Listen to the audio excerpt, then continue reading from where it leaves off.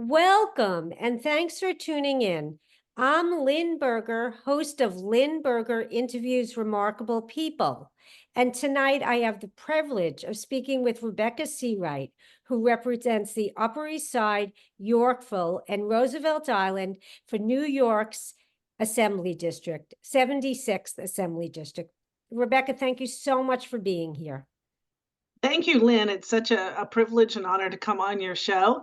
And you're a fabulous community activist and leader and someone that I greatly admire. So thank you for this Well, invitation. oh, thank you, Rebecca. As you know, I'm a great fan of yours. So tonight we're going to hear Thank you. about all Rebecca's accomplishments. There's so many. So, Rebecca, take me back to your earlier years. Did you know what you wanted to do? I had no clue that I wanted to go into public service, but I had some really great mentors and role models. I grew up on a ranch in Texas and supported Ann Richards when she first ran for state treasurer of Texas to be the first woman elected. And she had previously worked for a very close friend and mentor, a former boss of mine, Sarah Weddington, who was the Roe v. Wade attorney. And so um, cut my teeth working for both Sarah in Washington and Governor Richards. And so just feel that public service is so rewarding. And we have a very busy storefront office. Tomorrow is our open house. We're right next to the post office, right behind the bus shelter, in between two senior centers. I have the largest concentration of seniors of any assembly district in Manhattan. And that's one of the reasons that I fought to be appointed chair of the Aging Committee in the Assembly. And I thank Speaker Hasty for that appointment. We held a hearing last Friday down at 250 Broadway on fraudulent scams that are particularly attacking the senior community. And one of the pieces of legislation that I'm sponsoring is to allow banks to put an automatic hold on an older person's account when they suspect that there is fraudulent activity. That's one of the things that we're going to focus on this legislative session. I've teamed up with AARP, who is strongly behind this legislation. It's legal in 40 other states for banks to be able to have that authority to immediately put a hold on an account of an elderly person that they feel is a suspicious activity. Let's go back a little bit. In 2014, you were the first woman. I ran in a crowded field of men back in 2014. I hadn't planned on running. I was serving on Community Board 8, received a phone call out of the blue from Eleanor's Legacy and from Sonia Osorio, the president of the National Organization for Yes. Women. And they said, Rebecca, all these men are running for this open assembly seat. We're looking for a good qualified woman. And we saw you're on Community Board 8. We're familiar with your background. We'd love for you to run. And so I entered the race, and the rest was history. One of my top goals was to pass the state's Equal Rights Amendment, Mhm. and I'm thankful to the voters who did approve it last November. As you know, Lynn, to update the state constitution requires two passages in consecutive two-year sessions. So we did that in Albany, and the voters approved it, and now we've updated our constitution. And I get calls from around the country where they don't have a state ERA and they're considering updating their constitution, and they want to replicate what we've done here in New York State. It's an expanded amendment. It includes people with disabilities, the aging, pregnancy and pregnancy outcomes. And so we've included a lot of categories: gender identity, gender association, gender expression. So this broader amendment, we thought, well, if we're updating it to finally prohibit and spell out discrimination against women, we should also include the other categories as well. So that's what we did. Well, that's great. So New York, but other states have not gotten this far. Some have and some have not. Those that have not are looking at doing a broader amendment. I remember I ran into a mentor and dear friend, Donna Shalala, former secretary in the Clinton White House and former congresswoman from Florida. and former president of Hunter College here in New York. And I said, Donna, which version of the ERA should I go with? Should I go with the one just that prohibits discrimination based on the sex against women, or should I go with a broader amendment? And she said, Rebecca, bring everybody to the table, all the coalitions. And that's what we did. And it was great advice. So I thank Donna very much. Lead us through a little bit. Before you were involved with working with the elderly, you did a lot of work with people with disabilities. Is that correct? That is correct. And one of the things that we did was remove the word mental retardation from state statutes and policy agency regulations. It's offensive to people with disabilities. So we have taken that word out of the law in New York State, and we've invested more money in OPWDD for people with disabilities. And just today, I toured the Clark School for deaf studies and the hearing impaired here on the Upper East Side. It's a remarkable school for young people. And I was so inspired and impressed by what they're doing there. I'm ready to go back to Albany and fight for more funding for our 401 schools and our specialized schools that specifically help people with disabilities, students with disabilities. Well, because there's been a long list of things you've done over the years. What would you say you're most proud of working with that population? You know, Lynn, some of my best ideas come from constituents, and we're purposely a storefront office, so we encourage people to come in and share with us their problems, what if they're being bullied by a landlord. Or one woman came in and said, my doctor has prescribed a 3D mammogram, my insurance won't cover it. And she said, so I can't afford to get it. So I said, well, that's not right. I'm going to go to Albany and I'm going to try to pass a law. And we did. It's now being replicated around the country. I spoke at the National Conference of Health down in Georgia on the bill. That state was looking to replicate the 3D mammogram bill. So now in New York State, anytime you go for a mammogram, make sure you're getting a 3D mammogram, and your insurance is required to cover it without a deductible or a copay. So I'm very fortunate. I have 8 hospitals in my district here on the Upper East Side and Roosevelt Island. And so we work very closely with the Hospital for Special Surgery, MSK. You know, we're seeing so much being done in Washington to strip away funding for medical research and cancer research, and also so much of our rights. Our children and our daughters are going to have less rights than what we had, especially with the Dobbs decision and the overturning of Roe. So one of the things we're trying to do at the state level is invest funds where we see it being cut coming out of Washington, and also put laws in place, like codifying Roe versus Wade into state law. We're gearing up to go back into session January 7th in Albany, and it's an election year. So the saying goes that when it's an election year, we try to get the budget done on time. It's due, set by the Constitution, to be passed by April 1st. And I'll be fighting for additional resources for the public schools and the parks and the senior centers and nonprofits in my district here on the Upper East Side and Roosevelt Island. You know, I always encourage the students in my district that when they get to high school and college to be sure and call our office and apply for an internship. We have a very robust internship program, both in the district office and in Albany. And I started out as an intern for United States Senator Lloyd Benson in Washington, D.C. when I was in college. And it was a fascinating experience to get to see Washington and our government in action. And one thing that I love doing is hooking up a high school student with an older adult that needs help with their cell phone or with their email, or their computer is stuck.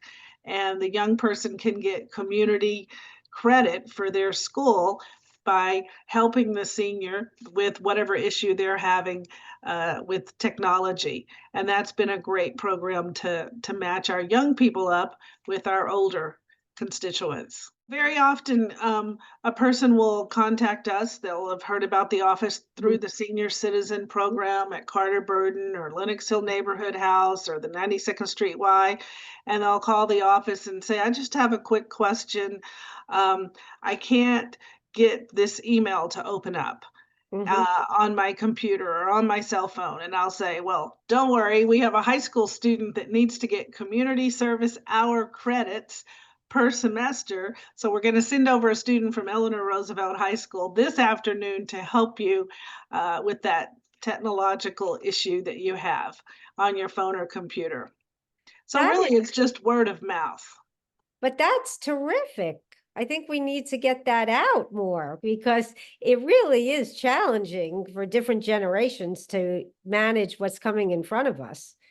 Absolutely. And our young people are so efficient at technology. And now, in the days of artificial intelligence, Mm. many of people don't know what AI is. And so you're never too old or too young to learn. And so, just educating now that AI can replicate a person's voice, Mhm. educating our senior population as to what AI is. And if you hear your grandchild's voice asking for money on the phone or they're in Mexico in trouble, make sure that you don't send money and that you understand artificial intelligence now can replicate your grandchild's voice. Now, what else are you doing around artificial intelligence, in your office, educating people, et cetera? Well, one of the biggest things that we do is we highlight different articles in our weekly e-newsletter that comes out on Friday. Mhm. And then at the state level, we passed legislation this past year to try to regulate and hold accountable AI companies. And one of the resolutions that I passed was the Safe Technology Act, um, encouraging people to become computer literate and to recognize fraudulent scams, even on the internet. Don't place an order and give your credit card so quickly until you know that what you're ordering is not a counterfeit item. If yesterday I had a meeting with a large corporation that has a presence in my district, and they were telling me what an issue it is with counterfeit products. And so we want to mainly just raise awareness and Mm. educate people to make sure before they turn over their information that they know exactly that it's a legal situation and that it's not fraud. So that's basically what your office is really getting ready for the AI, how it affects your constituents. Well, not only that, we're getting ready for snowstorms this winter, Oh, really? and we have a free pro bono housing clinic with a wonderful free housing attorney. So we keep a T-shirt in the window of our storefront office that says "The landlord is not the law," and we keep that T-shirt in a frame because uh, so many seniors come to us and they are being bullied by their landlord to move out The of real their landlord or artificial intelligence, staying on that topic? Oh, That we, either both. It's artificial intelligence impersonating the landlord's voice. So it's both situations. But in terms of the office, we're holding workshops and seminars on crime prevention, press conferences. Whenever Hurricane Katrina happened, we saw a huge influx in people getting ripped off by fraud and scam calls coming in to seniors saying, please contribute for this hurricane. And of course they would. And then they realized the money didn't end up in the hands that it was supposed to end up in. So we're also running workshops to help people fill out their SCREE and DRE applications here in the office. We had a breast cancer scan van and recently held a winter uh, flu shot. We've also had a COVID flu shot vaccination clinic, teaming up with the local hospitals and pharmacies to offer that service for free. So we run a very, very busy office, and we believe this is the public's office. And so from time to time, if a nonprofit group wants to use our boardroom, like a neighborhood association, right. um, we invite them in to to use the office. Recently, we co-sponsored an Adopt a Pet Day and teamed up with the local ASPCA. And then in January, we have our very, very popular shredding event where people can shred their old tax documents before tax day. And that's a great way to uh, be able to protect your identity, is to be able to participate in our shredding events. And we thank the Department of Sanitation who Mm. partners with us on that event. Now let's just turn the conversation to you. And I know there are so many awards you've gotten through the years. Is there one that you feel, or two that you feel especially proud of? The Lenox Hill Neighborhood House, which is a wonderful nonprofit here on Mhm. the Upper East Side in my district, presented me with an award. Uh, and that meant a lot to me. They run a homeless shelter for women. They run a daycare program for very, very young students. They team up with community-based organizations. They have a senior citizen lunch program. Recently, I spoke at their Thanksgiving dinner dance. And so that meant a lot to be able to be recognized by Lenox Hill Neighborhood House because I just think there's such a gem in the district. It's got Mhm. an affiliation with Hunter College. It was an old settlement house, and they do remarkable work. I mean, there are so many lists of awards you've won, and it's so nice to hear. You're really attached to your neighborhood. Well, thank you, thank you. It's a pleasure and an honor to serve my constituents, and I always very fortunate to have a great team of staff around me. And I grew up with a father who was a pharmacist and owned his own business. And as a young child, I worked in his pharmacy, and he said, "Rebecca, you always want the customer to leave happy and feel satisfied." And so that's kind of our motto here in the office. We always want to be able to help our constituents that walk through that door. And that brings a lot of satisfaction to be able to help a person in need. Well, it definitely shows and is represented by all your hard work. And you mentioned a little bit before about your mentors and role models. Do you want to talk a little bit more about, you've done so much and you've meet so many people. So, So when I was growing up in Texas, I had the wonderful good fortune to meet Sarah Weddington, and she offered me an internship in the Washington, D.C. office, in the Office of State Federal Relations.